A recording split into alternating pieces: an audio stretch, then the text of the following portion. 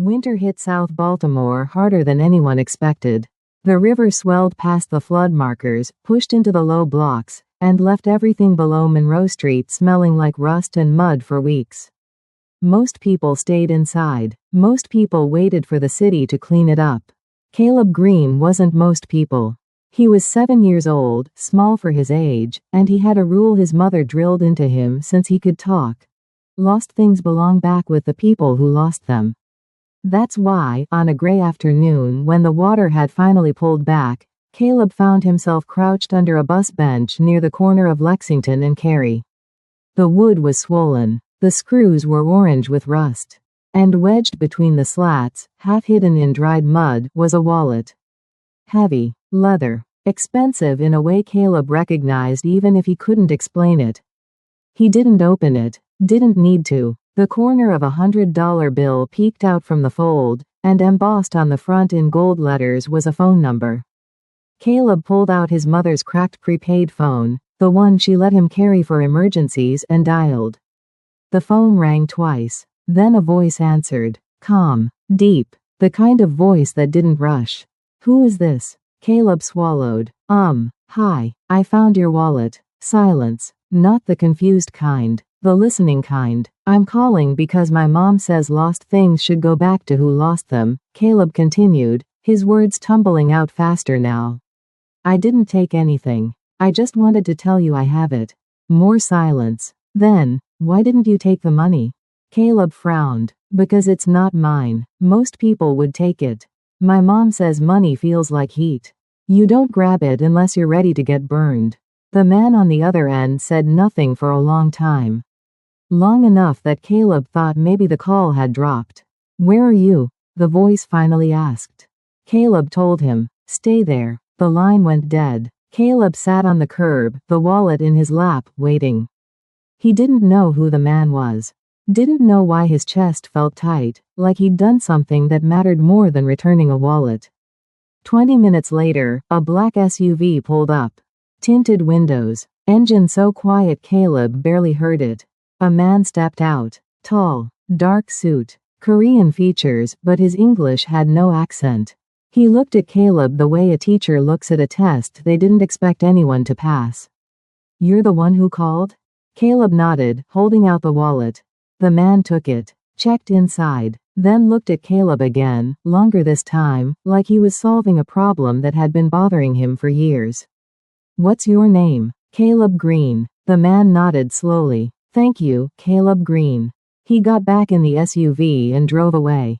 Caleb walked home, hands in his pockets, not knowing that 3 cameras on his block had just been wiped. Not knowing that 2 police patrol routes had been quietly rerouted. Not knowing that the man in the black SUV had just canceled a wedding that would have secured his family's power for the next decade. All because a 7-year-old believed lost things should go home. Sometimes the smallest choices create the biggest consequences. One call, one moment of honesty, one decision that changes everything. If stories like this one remind you why integrity matters, even when no one's watching, then maybe it's worth passing along. Hit that like button if Caleb's choice moved you, and subscribe to Tales by Wave for more stories that prove one person can shift the entire game. Because what happens next? You won't believe it. Marisol Green got home at 2:47 a.m. Her feet ached. Her back ached. The smell of fryer grease clung to her hair no matter how many times she washed it. She opened the apartment door as quietly as she could, hoping Caleb was asleep. He wasn't. He was curled up by the living room window, blanket wrapped around his shoulders, eyes half closed but still watching the street. Baby, what are you doing up? Caleb blinked at her. Waiting. For what? I don't know yet. Marisol's stomach tightened. She followed his gaze to the window. Across the street, parked under a broken streetlight, sat a black SUV. Engine off. Lights dark. But someone was inside. She could feel it. How long has that been there? Caleb shrugged. Since I got home from school. Marisol's mind started running through possibilities. None of them good. She'd seen cars like that before. Years ago, back when she worked for a law firm that paid her in cash and asked her not to put her name on anything she reviewed. She'd read contracts for men in expensive suits.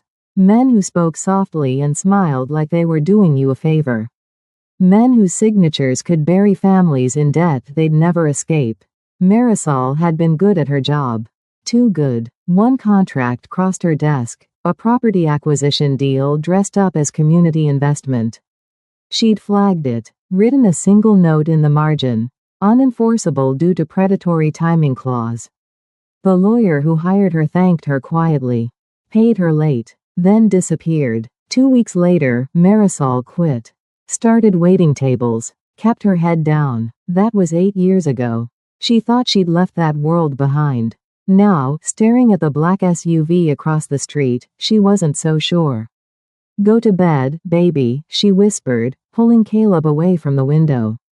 Mom? Yeah? I did something today. Marisol's heart stopped. What did you do? I found a wallet. I called the number inside. A man came and got it.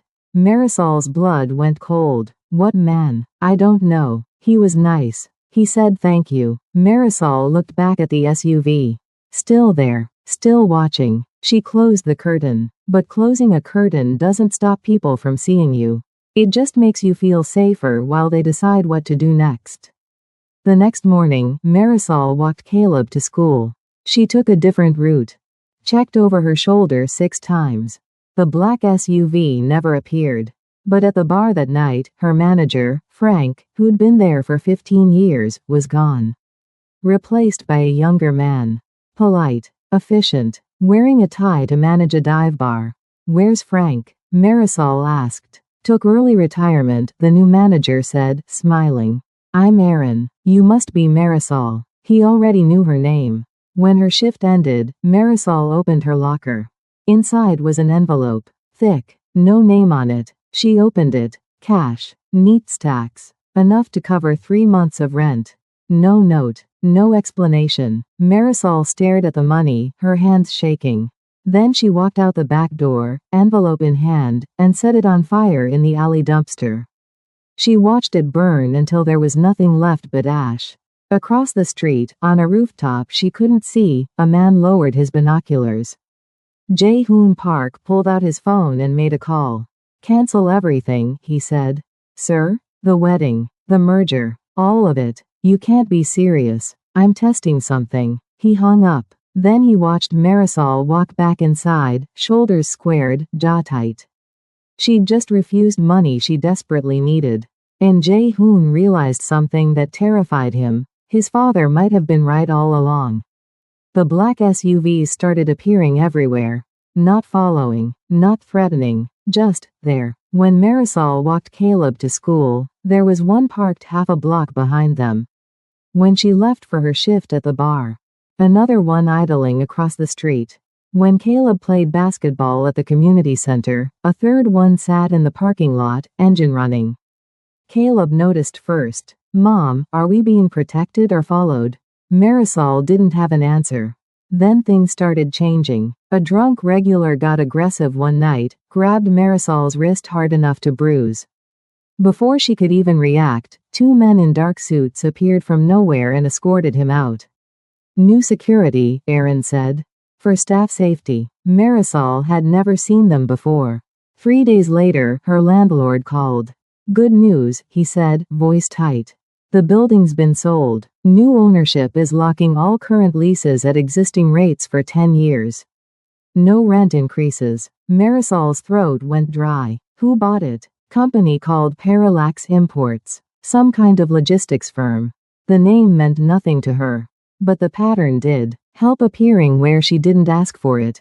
Protection she never requested. Safety that felt more like surveillance. Marisol tried to find out who was behind it. Every lead went cold. Every question got deflected. Finally, she cornered the building manager in the lobby. Who runs Parallax Imports? The manager shifted uncomfortably. They're legitimate. Corporate logistics. Government contracts. Charitable foundations. That's not what I asked. He handed her a business card. If you have concerns, contact their office. That night at the bar, near closing, a man walked in. Tall. Korean. Mid-30s. Expensive suit that didn't match the neighborhood. He sat at the far end of the counter. Ordered nothing, just watched. Marisol approached, wiping down the bar in front of him. We're about to close. I know. His voice, calm, measured, sent a chill down her spine. She'd heard it before. You're the one my son called. Jae-hoon nodded slowly. Your son called me. I wanted to see who raised someone like that. Someone like what? Someone who thinks lost things should go home. Marisol's hand stilled on the counter. What do you want? To understand if mercy is weakness, Jae-hoon said quietly, or if my father was right. Right about what? That people like you still exist. Marisol leaned forward, voice low. People like me? People who can't be bought. The words hung between them like a challenge. I burned your money, Marisol said. I know. Then you know I don't want your help. I'm not offering help, Jae-hoon said. I'm offering answers. To what questions? The ones you've been asking about Parallax imports.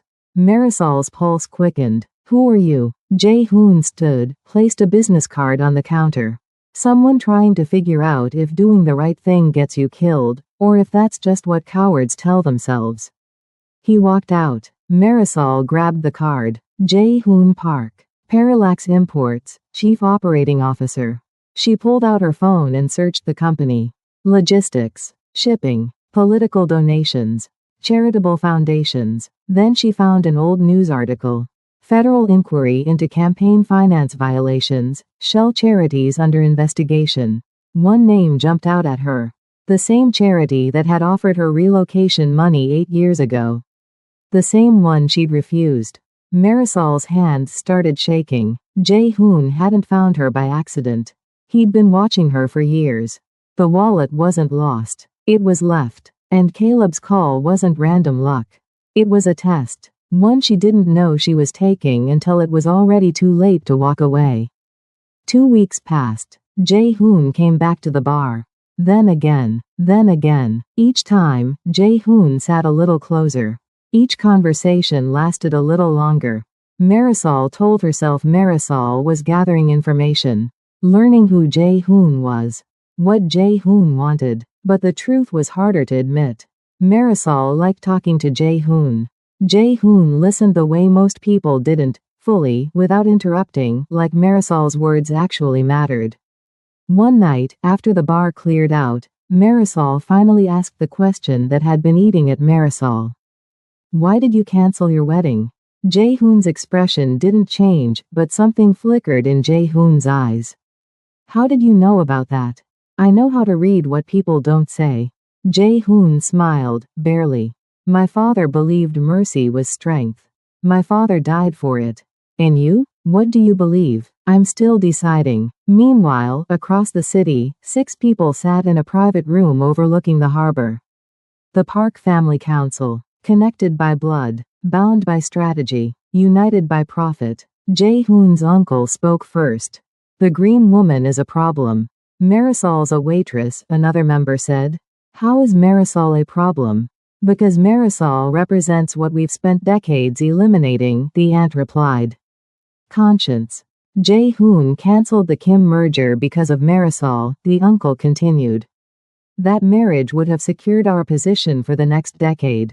So remove Marisol. No. The aunt leaned forward. Removing Marisol makes Marisol a martyr. We observe. We document. We let Jae-hoon see for himself what choosing Marisol costs. The vote was unanimous. Back at the bar, Marisol didn't notice the new cameras installed across the street. Marisol didn't see the different car parked 3 blocks down, different plates, different make, but the same watching energy. Jae-hoon noticed. When Marisol's shift ended, Jae-hoon walked Marisol halfway home. Stopped at the corner. Someone else is watching you now, Jae-hoon said quietly. Marisol's stomach dropped. Who? People who think I'm making a mistake. Are you? Jae-hoon looked at Marisol, really looked at Marisol, and for the first time, Marisol saw past the calm exterior to something raw underneath. I don't know yet, Jae-hoon admitted. But I'm about to find out. Jae-hoon turned and walked away. Marisol stood there, cold wind cutting through Marisol's jacket, realizing something that terrified Marisol. Marisol wasn't afraid of the people watching anymore. Marisol was afraid of what would happen when they decided watching wasn't enough. Marisol's boss disappeared overnight. Aaron, the new manager with the tie and the too polite smile, was gone by morning. Replaced by someone even smoother. A woman named Claire who knew everyone's name before introduction and doubled the tips within 3 days. The drunk customers stopped coming. The shifts got easier. The safety got tighter. Marisol felt the cage closing with every improvement. Then Caleb's school called. "We wanted to thank you," the principal said. "The anonymous donation for new computers and library renovations, it's transformative." Marisol's throat closed. "What donation?" "A foundation. Parallax Community Trust. We assumed you knew." Marisol hung up. That night, Marisol confronted Jae-hoon at the bar before closing. "You're buying my life." Jae-hoon looked up from the glass of water Jae-hoon never drank. "I'm protecting it. There's a difference." "No," Marisol said, voice shaking. "There isn't. You don't understand the world you're in." "Then explain it." Jae-hoon was quiet for a long moment. Then Jae-hoon spoke. "That contract you flagged 8 years ago? You saved 3 families from losing everything." Marisol's breath caught. "The contract was designed to seize properties through legal loopholes," Jae-hoon continued. "Predatory timing clauses that would trigger foreclosures the moment payments were late. You wrote one note in the margin, unenforceable due to predatory timing clause, and killed the entire deal." "I don't remember that. The lawyer who hired you buried your report to protect you. But my father saw it anyway." Jae-hoon leaned forward. "My father said you had a conscience that cost you money. My father wanted to remember your name. So when you refused relocation money from that shell charity years later, my father knew. My father said people like you prove the system doesn't have to be corrupt." Marisol's hands were trembling. "Your father died because of people like me?" "My father died because my father helped someone who said no when they should have said yes. Someone who thought integrity mattered more than survival. And you think I'm worth that risk?" Jae-hoon held Marisol's gaze. "I think I need to know if my father was right. Or if I've spent 10 years being a coward." The bar was silent except for the hum of the refrigerator. "The test was never about the wallet," Jae-hoon said quietly. "The test was about whether you'd let Caleb stay honest in a world that punishes honesty." Marisol felt something crack inside Marisol's chest. "You're dangerous," Marisol whispered. "So are you." That night, Jae-hoon walked Marisol home for the first time. They didn't touch, didn't hold hands, but the space between them felt smaller than before.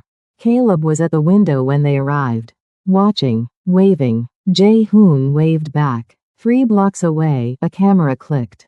The photo was sent to the council with one word: confirmed. The lawyer showed up on a Tuesday morning. Knocked on Marisol's door at 9 a.m. with a briefcase and a smile that didn't reach the lawyer's eyes. "Ms. Green? I'm here regarding a routine guardianship inquiry. May I come in?" Marisol's blood turned to ice. "What inquiry?" "Standard procedure. County review of single-parent households in transitional housing situations."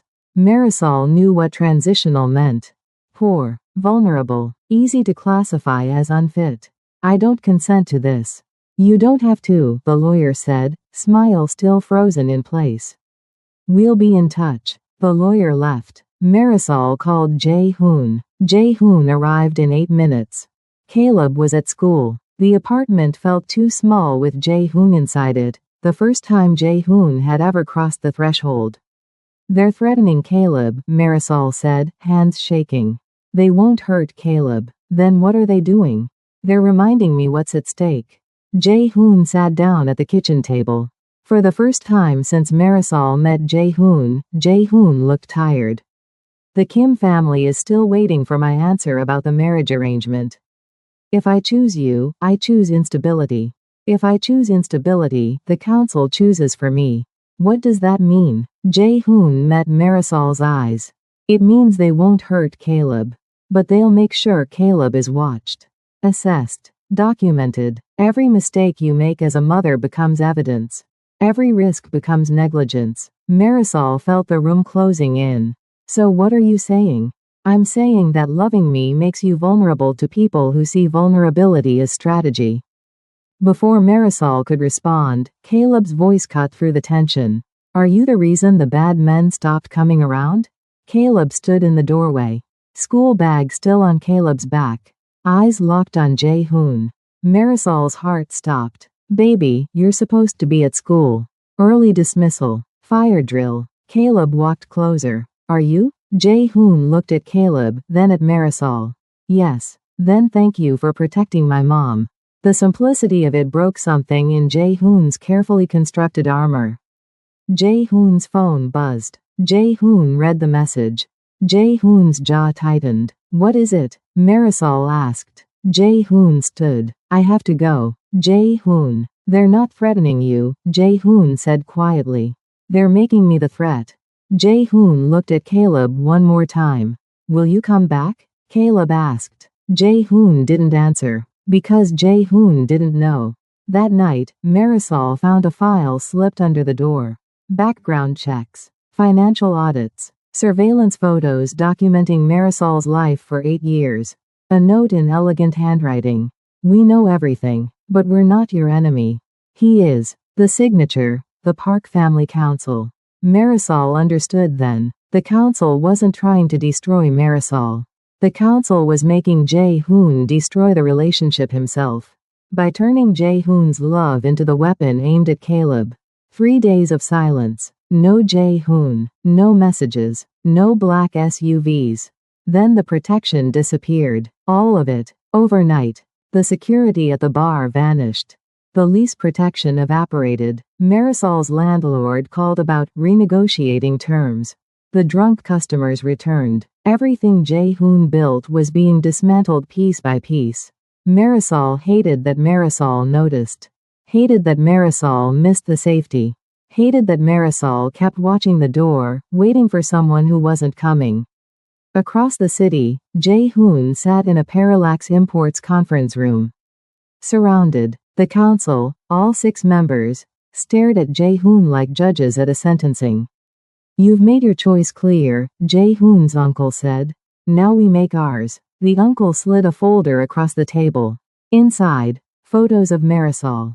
Documents. Contracts from 2017. A rival logistics firm has been tracking Marisol Green independently, the aunt said.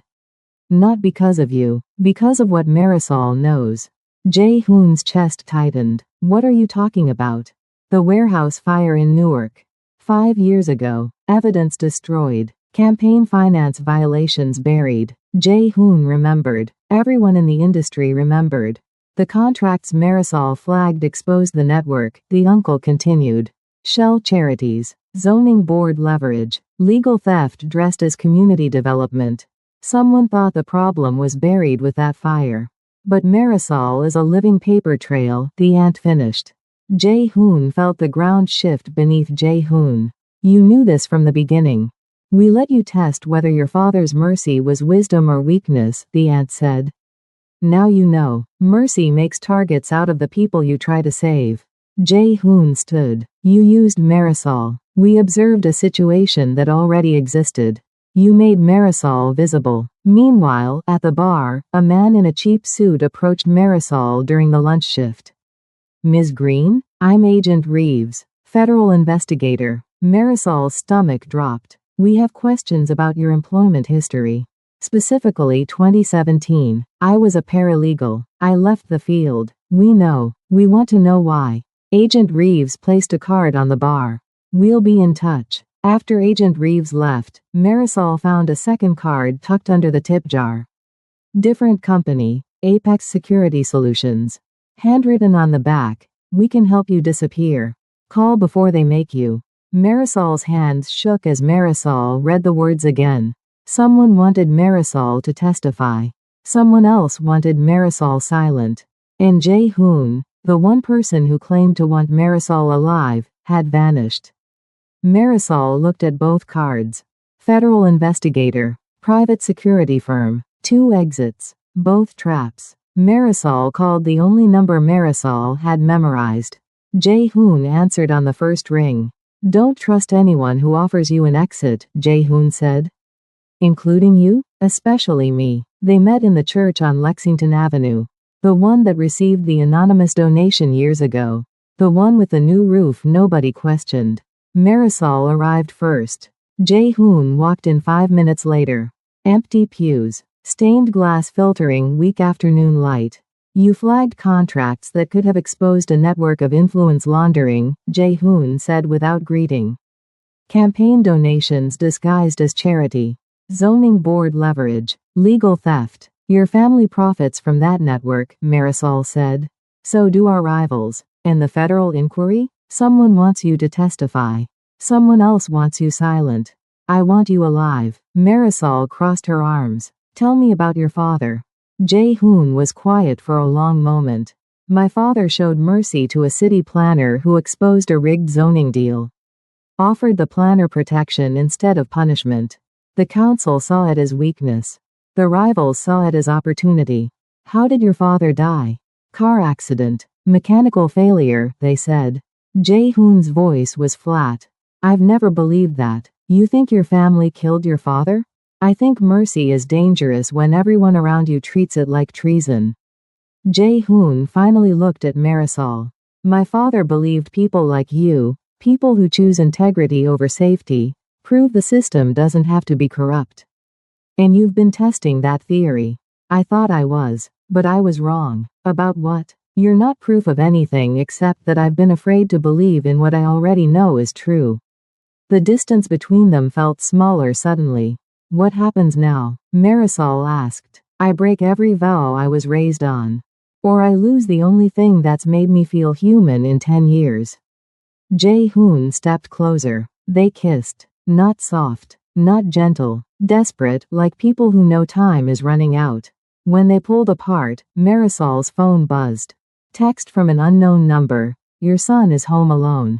Window unlocked. Marisol ran. Jae-hoon followed. They reached Marisol's apartment in 12 minutes. Caleb was fine. Door locked. Windows secured. But the message was clear. They know everything. That night, Jae-hoon went home to find the council waiting. The uncle held a folder. The Kim family withdrew their marriage offer. But Apex Security made a new one. A merger, not a marriage. What merger? They want Parallax's shipping routes. In exchange, they'll handle the Marisol Green problem. Jae-hoon's blood went cold.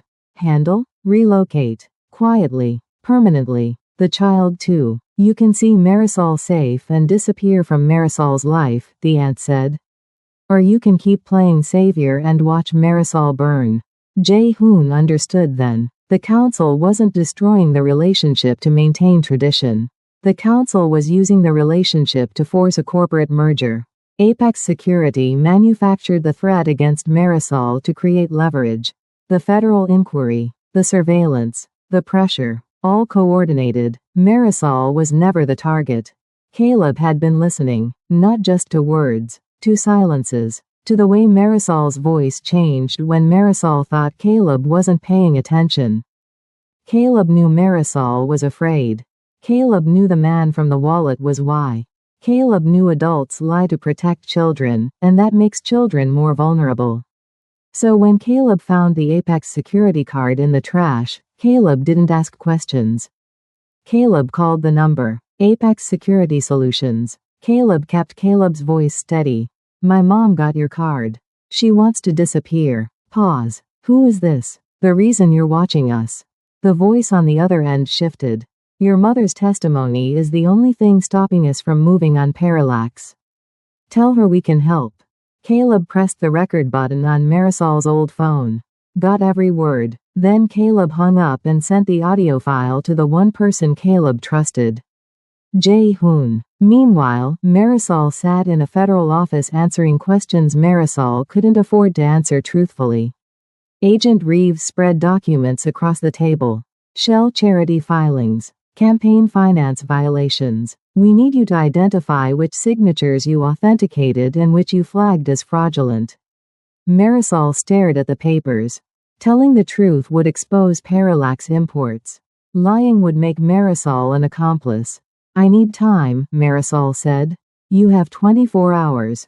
Across town, Jae-hoon met with Apex Securities CEO in a restaurant where every table was empty except theirs. The CEO smiled like a politician. "We don't want parallax. We want your cooperation." "What cooperation?" "Sign over 3 shipping routes.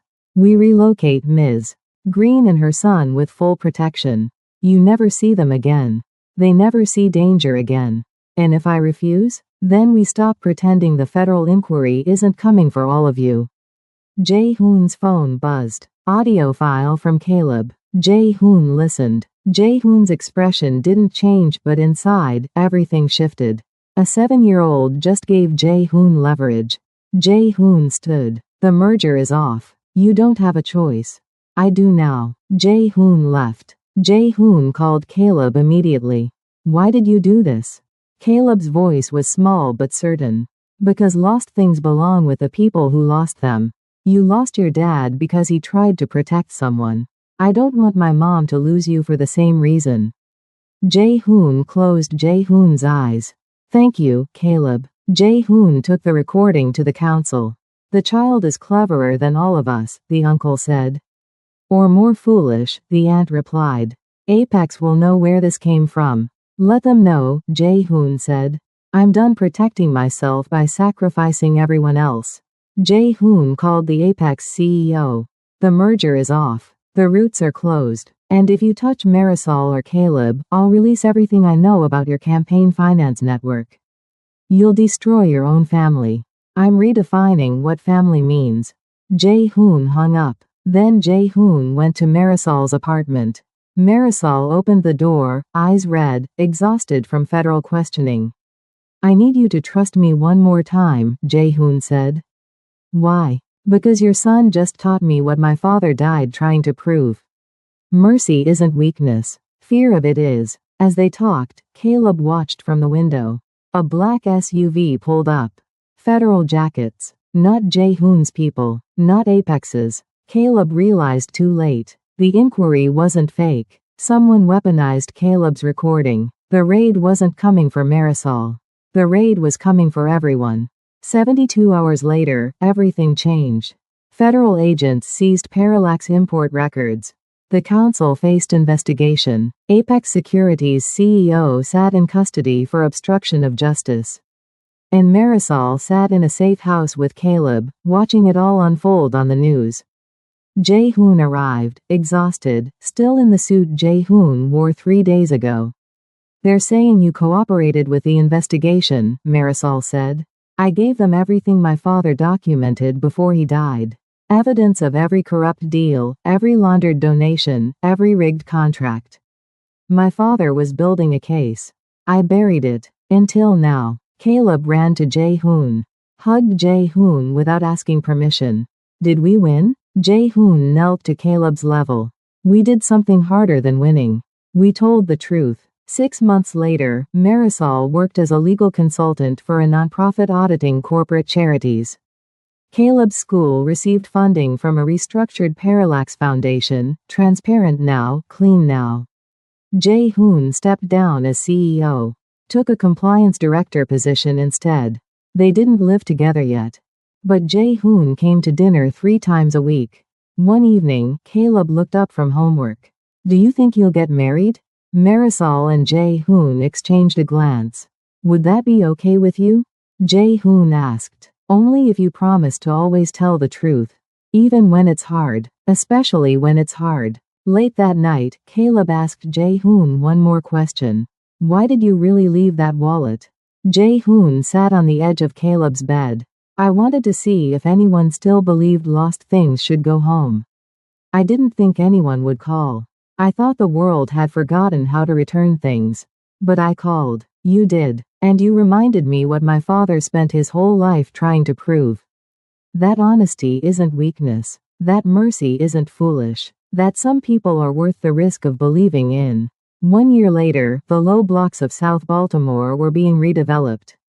Tenants had ownership stakes. Families couldn't be displaced. A new community center opened, funded by Parallax, audited by Marisol's nonprofit. The plaque read, "In memory of Park Jae-sung, who believed mercy was the hardest kind of courage."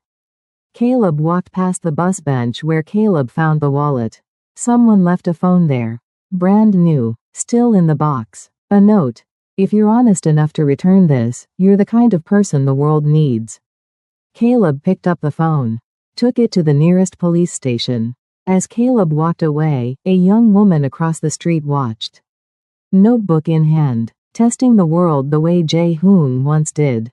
The woman smiled. The test never ended. It just found new people to believe in. Marisol's voice came through as narrator. They say one call can't change anything. They're wrong. One call can change a person. One person can change a family. One family can change a system. My son taught me that lost things belong with the people who lost them. The truth was never lost. It was just waiting for someone brave enough to return it. If this story reminded you of a truth you've been carrying, a choice you've been afraid to make, maybe it's time to act on it. The stories we pass along, the lessons we share, that's how change continues. That's how we prove mercy isn't weakness. If this moved you, let someone else hear it. Hit that subscribe button for more stories from Tales by Wave, stories that challenge what we think we know about love, power, and courage. And remember, the wallet was returned. But the test? The test never ends.